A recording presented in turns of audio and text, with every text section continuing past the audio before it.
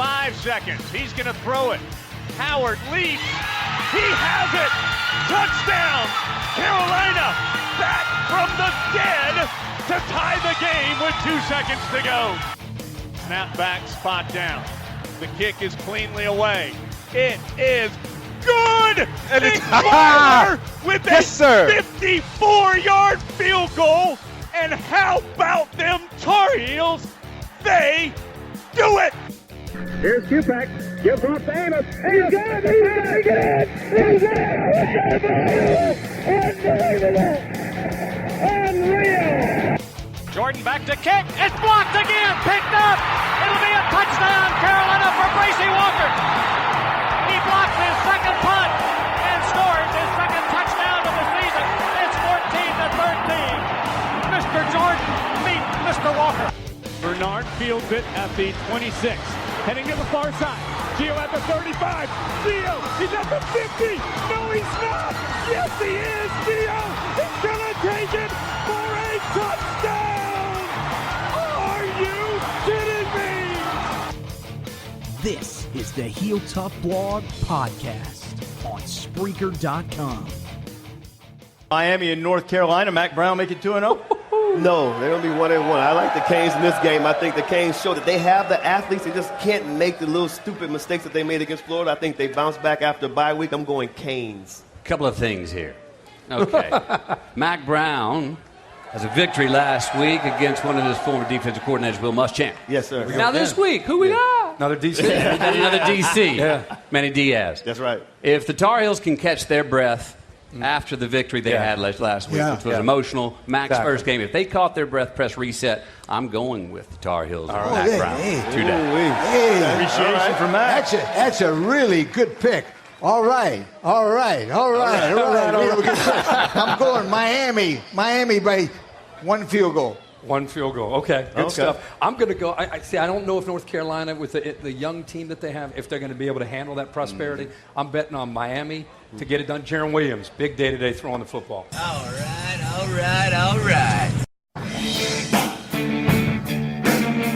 Hey guys, and welcome into this edition of the Heel Tough Blog Podcast. It's Anthony Pagnotta here with you guys as always. Josh Marlowe joining us as he'll be doing throughout the season. And we're coming off a win against Miami, a historic comeback win again for the Tar Heels. And now, unbelievably, given a 9% chance before the season by the ESPN Power Index or whatever the hell it was, maybe FPI, I don't know, one of the ones. Given a 9% chance to start 2-0, this team is now amazingly 2-0. A great start for the Tar Heels on Saturday night. Came out 17 points in the first quarter. Exited the quarter with a 17-3 lead. But from there, a little bit of a bumpy road. Tar Heels trailed in the fourth quarter 25-20. And then, of course, Sam Howell able to lead the Tar Heels down the field. A huge conversion on 4th and 17 with the completion to Rontavious Groves.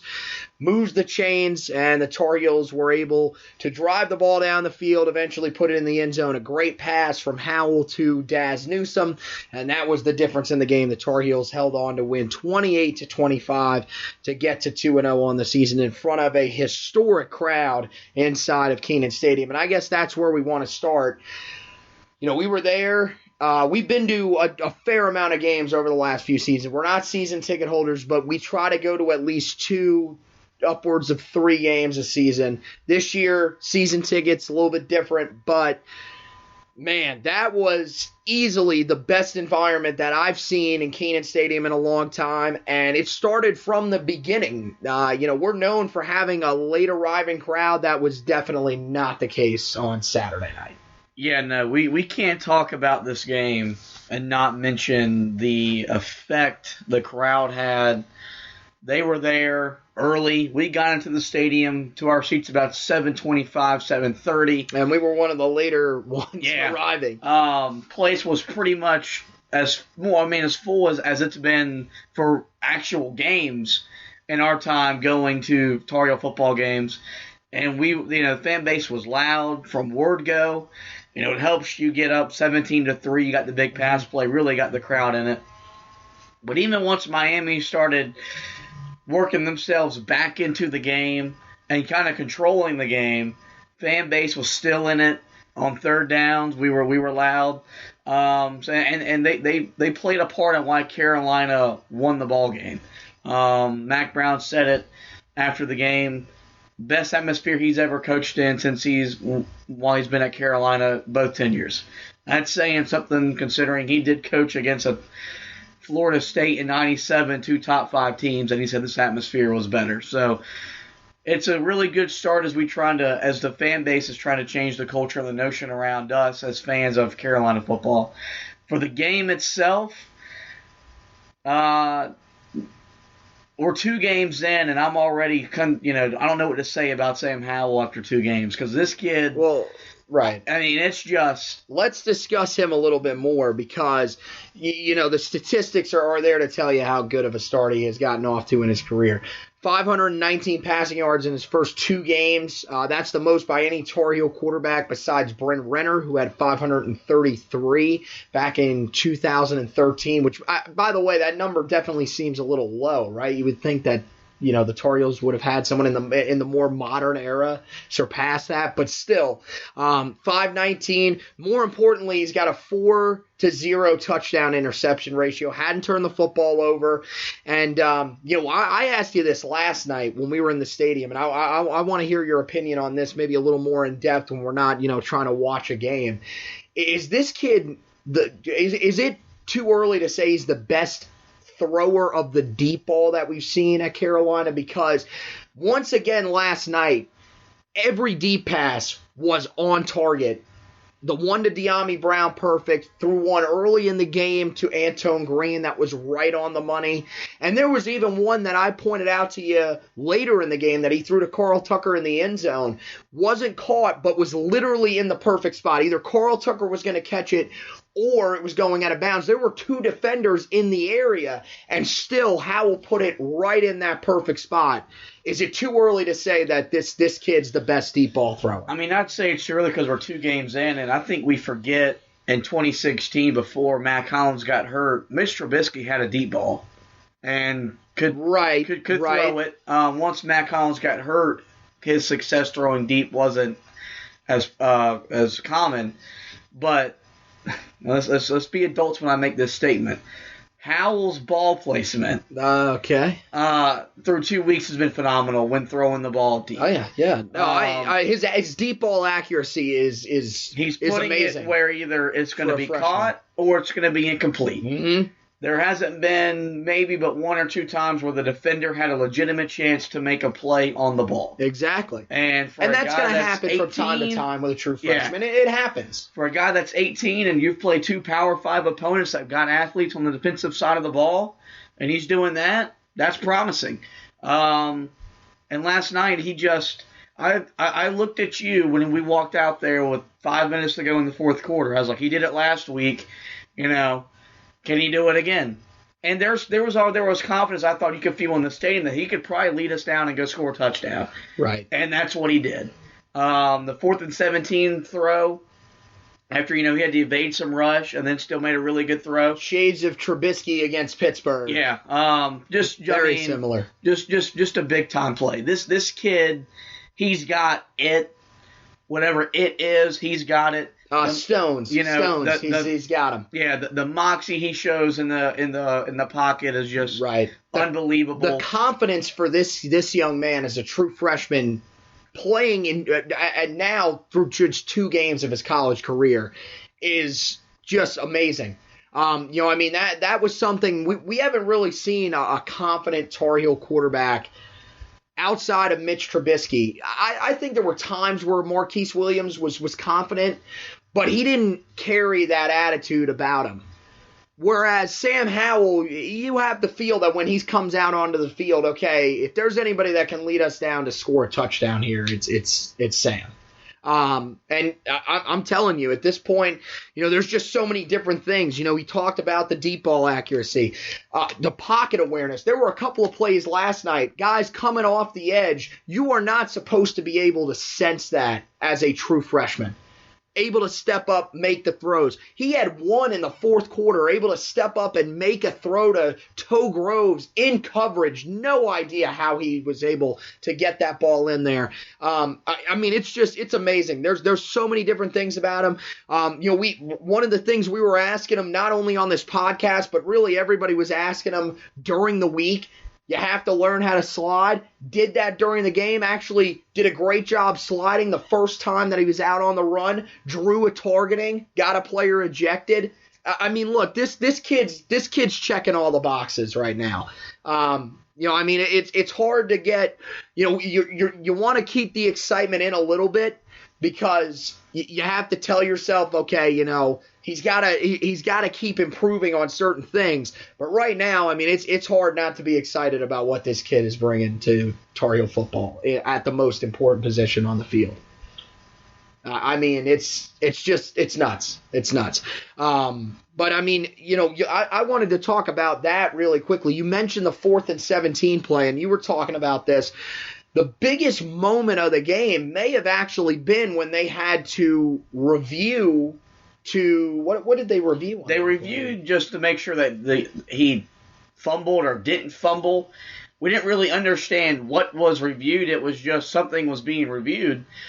And we sent out the punt team while the review was happening. Right. After we had called our final timeout, too, so there was no timeout left. And it was with, I think it was like 2:54 left or so. Yeah, 2:55, I think, was on the clock. And, you're punting the football away, and you've got to get a stop with no timeouts. And if we're being frank, we hadn't stopped their run game since the first quarter. The chances of Carolina stopping them slim and none.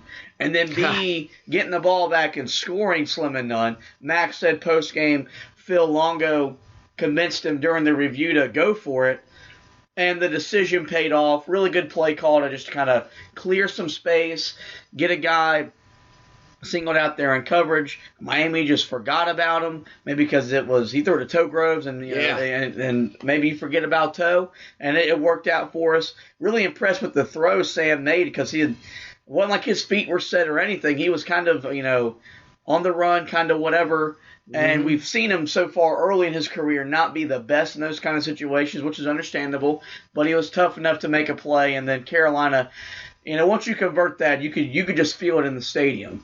Because then you got back on track. You got a big run. Now you're at the 30, and this offense was back in rhythm. Well, one of the guys that really showed up the entire night, even though the offense was a little bit slow from the second quarter on, was Javonte Williams. I mean, this kid, again, 10 carries, 76 yards, a touchdown. If you want to see what type of runner this guy is, literally just put on the highlight of his touchdown run. That'll show you right there. We said it in the stadium. This kid has got to be your number one running back, right? I mean, no offense to Michael Carter. Javonte Williams runs with a different type of edge that we really haven't seen at Carolina since Ryan Houston. And this kid, I mean, not only does he run hard, he mixes it with some great speed. He can catch the ball out of the backfield. He does a great job in pass protection. This seems like the ultimate all-around guy, and it's probably Carolina's best chance of getting a 1,000-yard rusher over the next couple of seasons. Yeah, no, this is Carolina's running back. Mm-hmm. I'm fine with the committee, because they're all three talented. Keep them fresh. Yeah, it makes sense. But when it's winning time, or we're trying to pound the rock, that's the kid I'm pounding with. He's a grown ass man. I'm just gonna be brutally honest. Yeah, he runs hard. Yes. And he doesn't go down at first contact. Mm-hmm. We raved about Elijah Hood when he was here. The guy that he just wouldn't. 2015 Elijah Hood. 2016. And Javonte Williams is showing glimpses of that. The touchdown run he had in the first quarter, I just watched it a couple minutes ago. Don't know how he got out of that, but he's and walked into the end zone standing up. Yeah. That's crazy. His toughness, the thing I like about him is he initiates contact. He invites it because he's tougher than the guy that's trying to bring him down, and it's just a beautiful thing to watch. he's got to be your number one guy running forward. I'm still okay with Carter getting touches. Mm-hmm. I'm okay with Antonio Williams getting touches. You're right. But there's a place for both of them. I honestly, and I had said this last year, I want to see more two-back backfields. Because I think putting Michael Carter and Javonte Williams in the backfield is going to be trouble for any defense, trying to figure out how to stop both of those guys. I mean, you can't say anything bad about Michael Carter. I mean, 11 carries, 30 yards. The offensive line was I think outmatched for most of the game. I got to hand it to Miami's defensive line. Again, the unit that I think had the most question marks on that defense coming in. And man, they stepped up when they needed to. I thought, Howell did a really good job against a pretty solid Miami secondary. Now it helped that we got Amari Carter out of the game early, but still really a good unit, and Howell really took advantage of that. At Toe Groves, man, he really stepped up last night. I mean, this is the guy that right now, everybody, again, talking about Daz Newsome. We were talking about De'Ami Brown in the offseason. We thought Toe Groves would have a chance to make an impact in this offense. He really had a pretty good impact last night, and you can start to see that this guy is going to be a factor this year for the Tar Heels. Yeah, really love the fact that, he's just healthy. And we're finally getting to see him make the plays that he hasn't been able to make because of his health. And you're right. We talked about a lot of it in the offseason and the preseason. He could be a guy that could flourish in the Phil Longo fine grass theory of a wide receiver route running, and that's what he's doing. And he's still dynamic enough when he gets the football to make a guy or two miss and make big plays. Saw that on the fourth down play and some other instances last night.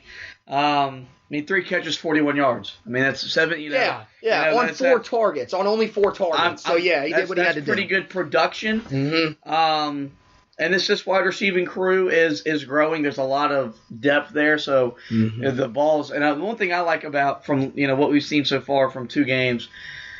Howell, to be a young guy, hasn't locked in on one guy on third downs or in situations. The ball's getting spread around. Well, I think he also does have his guy that he likes to go to. It's feeling like De'Ami Brown's that guy.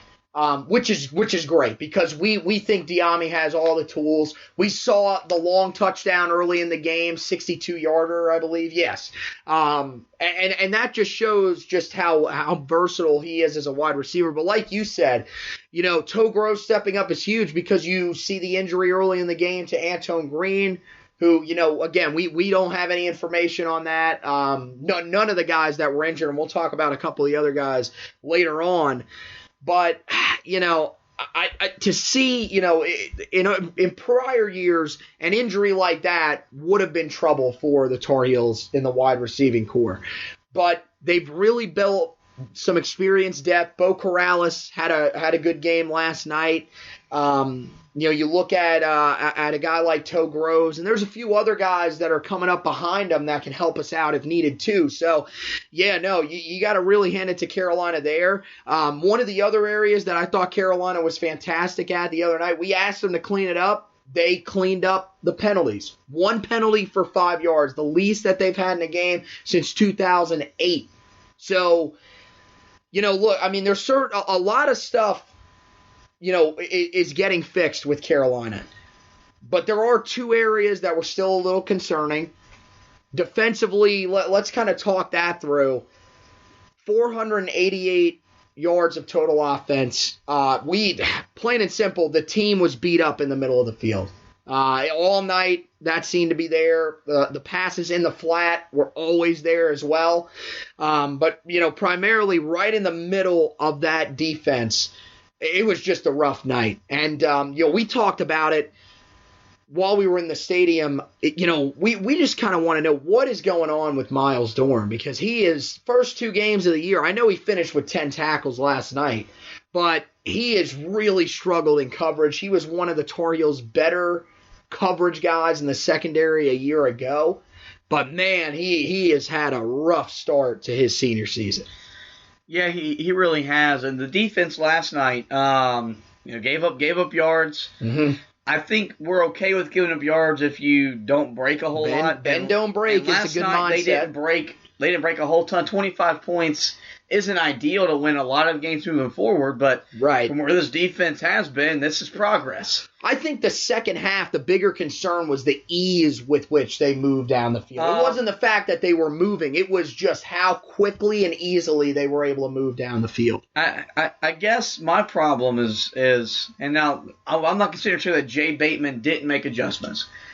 I'm pretty sure they made adjustments at halftime. Right. It's just they weren't very noticeable because in the second half, they still got whatever they wanted, like you said, the middle of the field.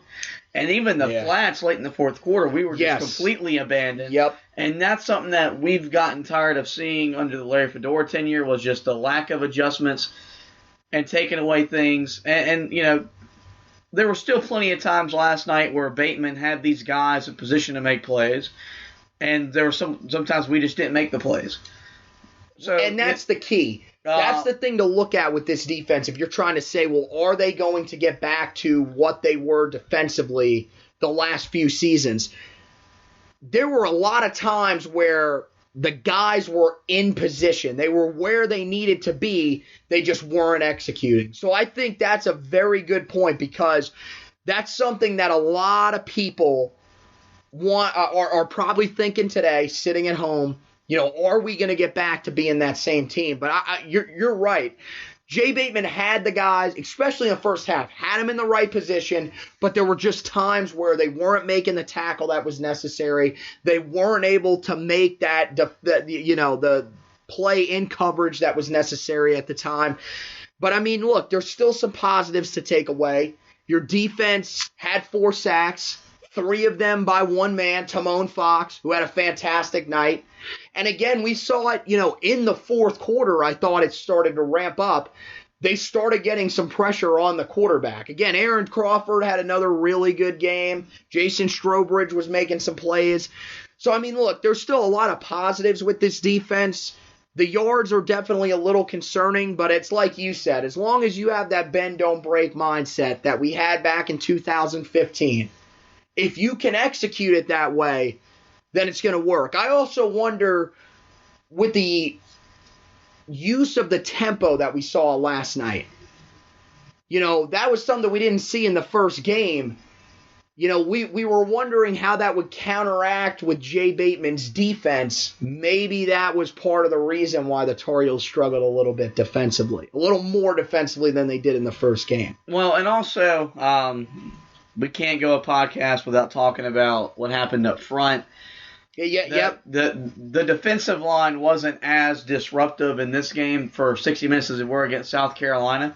Some that you've got to credit Miami to some degree, right? And I think the one of the other reasons, Carolina, a lot of people are probably sitting at home. If you have someone like my dad who is like, his solution to everything defensively is let's blitz.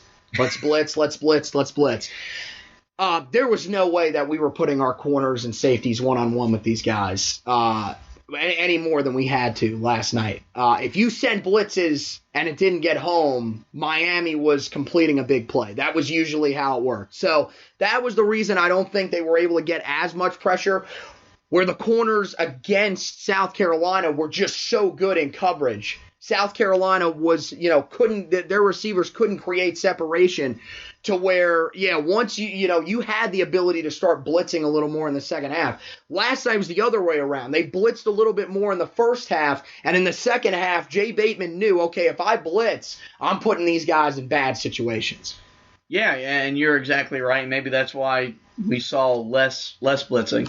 But I just thought from the second and third quarter, on both sides of the ball, Carolina lost the battle up front. That's the way it felt in the stadium. I may take some time before I write the trench report to go back and see the camera angle just to see what was exactly going on. But that's what it felt like. But look, this defense, we understand they're going to grow. Mm-hmm. We knew this coming in. That these kind of performances, we even preached on here after last week. The defense isn't fixed. Right. There's going to be problems. Last week they forced turnovers. This week, did we force any turnovers this week? We did not. So if you're going to bend, don't break, you'd be helpful if you would get a turnover or two every game to kind of help that. So, but overall, I thought in the fourth quarter, this was the fresher team.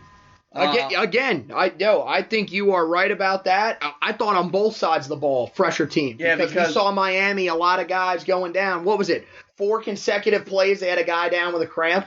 So, which is very encouraging because the last couple years in the fourth quarter, not even close you can blame conditioning for some losses because once you're tired, you everything else just breaks down. Right. Whereas you're not as tired, you're still going to be smarter, make the right plays, and we've seen that through 2 weeks where Carolina, who hasn't probably been deeper than South Carolina or Miami, is fresher and is paying off.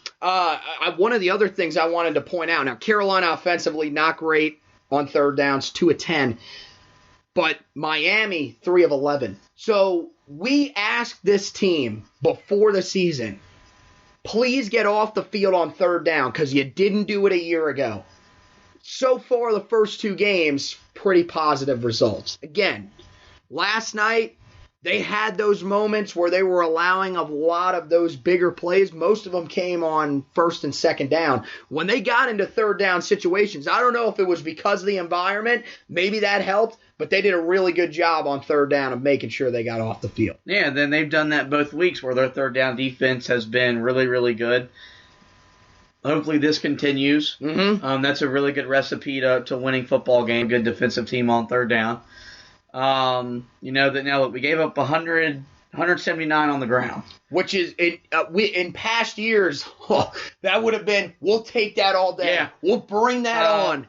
And then you gave up 309 passing, and a lot of it was just short intermediate throws where, right. Which we talked about that, previewing it. That was what Miami was going to want to do. That was how Williams was going to be successful. And again, if you can't tell it after last night, Jaron Williams is their guy. They got something. I can only wonder if Danny Nose blasted him again and said he didn't play good enough for them to win. Oh, man. Because I left the game kind of thinking they've got a young quarterback that you're going to build and grow around. And it'll be fun to watch kind of him and Howell. They'll grow up before both of their fan base's eyes. Yeah, I'm with you. That kid's good. Right, he hung in there against a Miami or a Florida team 2 weeks ago that sacked him 10 times. Had him in a position to win the game, and he hung in there last night in a pretty raucous environment and had Miami in a position to win a ball game. Right, and that's kind of a freshman. Give yourself a chance. Here was the thing: there was a lot of pressure on him last night, but there were a lot of, as Ron Rivera would say, for our Panther fans, missed opportunities for our defensive linemen to bring him down in the backfield. The other thing that I wanted to talk about where the Tar Heels, a lot of fans were pointing it out, the game management is still a little bit of an issue. We were asking with the timeout situations, take the timeout on what was going to be a delay of game, took a timeout to punt. Didn't make a whole lot of sense. That was the second time. What was the first timeout that I'm blanking on why they took that timeout, and it was another one where it was just an absolute head scratcher that made. I think it was a personnel change on the field. They were. Oh no, that was the first one. Okay, the punt was the first one. The second one was they were in 5 wide, and at the last second they decide we're going to get out of 5 wide. We're going to try to bring a running back in. So they tried to run Michael Carter onto the field with about 7 seconds on the play clock. So there was no way they were going to get set in time there, called the timeout. And then you call the timeout with the review upcoming. Wonder if they actually knew that review was upcoming or not. Didn't get the timeout back, and you were calling another timeout to punt. That was what you were honestly doing. So, man, yeah, just some confusing game management situations there from the Tar Heel staff. But I don't know, there were some confusing moments with the staff last night. Is it bad that I'm really not that concerned with them? I still feel like I trust Mack Brown to get the job done a little bit more than I trusted Larry Fedora with some of the questionable game management calls. Yeah, this is a staff that's still learning how to work together. And whereas in the years past, you still, especially on the offensive side of the ball, you had continuity. And this issue plagued you week in, week out. These guys are still learning how to coach with each other, feel each other out, how to communicate. So, it'll be interesting to see if we're still doing this in October, November. We fully trust Mack Brown will eliminate all this. I think it's good, though, that these coaches are screwing up because it makes it a lot easier for Mack Brown, even when you're winning, to still go say, hey, you about screwed it up for these guys that worked their tails off to give us in a position to win the ball game. So right, it's with him being the CEO, or this is where him being a CEO type coach really helps out, because he can look at all these things and make these coaches better. Yeah, and I think it's also, strangely, it's also good because you can show your players, look, even our coaches are making mistakes. Everybody's human. We're going to all make mistakes. It's just about having that short memory and going back out and making the next play. So, what an exciting game. This is one that I think for us will probably live up there with one of the best games that we've seen. I don't think it quite has the same effect as that Pittsburgh game because, down 13 with 5 minutes to go, put together 2 legendary drives. This one was 1, but it's definitely up there, especially with a true freshman at quarterback. It is definitely up there.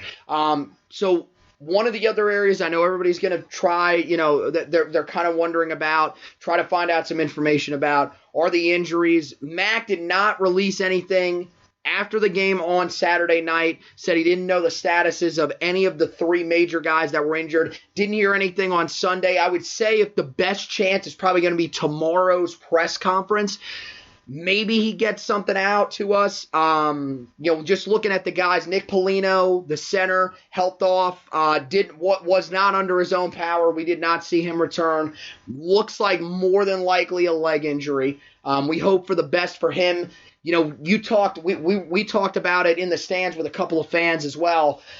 Brian Anderson came in, played really well in that first game. Didn't play as well last night, but still played pretty well. Think he's going to be okay if they need him in there. But you never love to lose a guy of Polino's size and experience on the inside. So we'll have to wait and see on that. Antone Green goes down with another injury. Really hoping for the best for that young man who fought back from such a brutal injury last year against Syracuse to win the starting job. Came out, caught a 39-yard pass last night as well. Not sure what the injury was to him. It looked like he walked off under his own power, but it could have been a back injury or a concussion. Not really sure there. And then also we had Patrice Rene go down with an injury. He left with what looked like a leg injury, and we haven't heard anything from him on his front either. He left and did not re-enter the game. Greg Ross was in there for the rest of the game, somewhere around the middle of the third quarter on. And to me, I don't want to focus too much on these injuries, but I think the more concerning one is definitely Rene in a secondary that is pretty thin right now. So, we'll have to wait and see on that. Hopefully he's able to play next week, actually later on this week, against Wake Forest, which should be a fantastic matchup. 2 teams that come in 2-0. You take it for what it is, 2 very different styles of wins. I think, people are going to look at Wake Forest and say, well, okay, who have they really beaten? Utah State was a pretty good team. Rice is a team that's better than a lot of people expected. So it should be a really good game in Winston-Salem. I'll be watching the game. We don't know about you. You might have to do some high school football stuff, but I will not be going out on the road scouting for this next week. We will make sure that we are in place to watch everything that is going on. So anything else that you want to get out there about that Miami game, man? I know just so much emotion again last night in that stadium. And I am truly convinced that each win, the Tar Heels are trying to get us a little closer to death. Yeah, the biggest thing I take away from Carolina's win yesterday, Mack is back part 2. He's officially back in Chapel Hill with a home win against Miami. Carolina's matched their win total from a year ago, 2 weeks into the year. They're 1-0, and the Coastal kind of made a statement last night that they're here to compete. Right. Let's talk about that really quickly. That was one of the things that I was thinking about, and I wrote it in the recap article. Carolina right now, they're in a pretty good position to compete in the ACC Coastal, no? Because the Coastal favorite you get at home. I know that you do have to go to Virginia Tech And is Pittsburgh the other team that's really the most competitive for the ACC Coastal? I mean, I think it feels like that just because they made it last year. And I mean, you know they're going to be able to run the ball. There's a couple things that we know about Pittsburgh. Their offense is still a question mark. Those two games are on the road, but I feel like both Virginia Tech and Pittsburgh do have a lot of question marks. I mean, Carolina, with this win, they set themselves up to have a real shot to compete in the Coastal. I'm not going to say they're going to win it because Virginia has looked pretty good the first 2 weeks. But they got a shot now. Yeah, I mean, they're going to compete for it. Right. This isn't going to be a team that's going to roll over because, like you said, you get UVA at home, you get Duke at home. You just beat one of the teams that a lot of people think is going to be in competition. Right. For that. Virginia Tech hasn't looked very good through 2 weeks, right. So that's a takeaway. Also, a takeaway that isn't people are already thinking about. You're already a third away to a bowl appearance. And if you manage the schedule right, you win the games you're supposed to win, which if you should beat App State and Mercer at home, that gets you to 4. You find a way to win 2 other games the rest of the way, you're back in postseason play, which is big for this program moving forward, getting some confidence. Playing in bowl games does appeal to recruits depending on what kind of bowl game you're in. So that's something you got to look at. And just, I don't know. I left last night, and you can tell there's pride back in this program. These players are playing, we say in basketball the name on their jersey. These guys are playing for North Carolina as much as they're playing for themselves. Right. And that's a lot of credit to Mack Brown and this staff is just having a lot of pride in who you are and what you represent. And they've done a pretty good job through 2 weeks. Yeah, no, I think you're right about that. You can tell that the camaraderie with these guys is a little bit different. You can tell the energy is back on the sideline. I mean, we saw it multiple times last night on third down. I mean, the whole bench trying to get fans pumped up. In recent years, it was literally 2 or 3 guys that would stand on the bench. The rest of the players would stand on the sideline or be sitting on the bench. Totally different environment. The fan base is ready to go. That the student section getting into it, it's amazing. I think it's good. This is the time that you want to be a Carolina football fan because it's going to be an exciting time with Mack Brown here. And guess what? We thought we might have to wait to year 2 to start getting some of these really exciting moments. Nope. Max said, no, we're going to make this happen right now. So, yeah, it's a great start to the season, 2-0. Carolina is feeling it right now. And, look, there's a real chance that if they play the way that they've played these first 2 weeks, this team could be 4-0 heading into the game against Clemson. So that's an exciting that's something that is exciting to think about. And who knows? That could be a night game in Kenan Stadium against the Clemson Tigers, the defending national champions. So it's setting up to be a surprisingly very exciting season in Chapel Hill. And who knows? Maybe we take a run at that ACC Coastal. We'll be here for you on the Heel Tough Blog podcast throughout all of it. Also on the Heel Tough Blog website, where you guys can go and check out everything that the blog has to offer, all the great articles for you guys. We did the preview of the Miami game. The recap of the Miami game is up there right now. Again, that next week, that'll come out a little bit earlier. Probably will actually come out on Friday night because they do play at 6 o'clock. This one, look, we made the trip all the way back from Chapel Hill last night after sitting in a parking garage for a damn hour in Chapel Hill. Can we yell about the parking in Chapel Hill and how ridiculous that is? Let me tell you, folks, never park in the parking garage on Rosemary on game day. Not worth it. Sit in there for an hour. Absolutely ridiculous traffic trying to get out of there. I hand it to the fans. Look, part of me was angry trying to get out, but at the same time, part of me was like, look, I'd rather have an environment for these games. But yeah, no, I mean, just that was a complete disaster. But other than that, yeah, just an all-around great experience. But yeah, no, so the recap normally will come out the day of the game later on that day, or it will come out on Sunday usually early morning or afternoon. Today it was later on this evening because it was the first NFL Sunday, trying to do multiple things. So, it took us a little bit more time to get that out. But we'll also have the stock report that comes out tomorrow on Monday, and then we'll have the trench report, which will come out on Tuesday. So some great stuff for you guys each game week. We love doing that. We'll be doing that throughout the season. Also, we'll have our preview podcast that we'll do. We'll do that one later this week, probably Wednesday night or Thursday, and then we'll get that up sometime on Friday. That'll kind of coincide with the preview, the blog article preview. So you guys can both listen and read about what to expect from the game.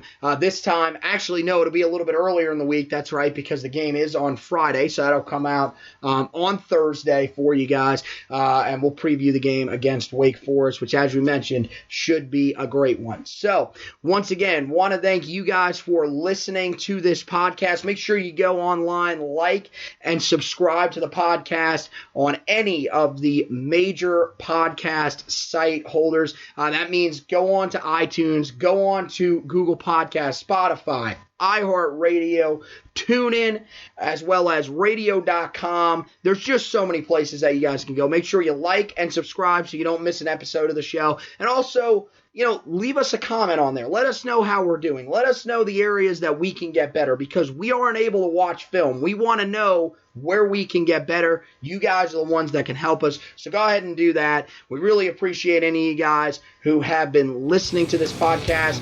For Josh, for Anthony, we will see you guys next time. And remember, as always, go Tar Heels.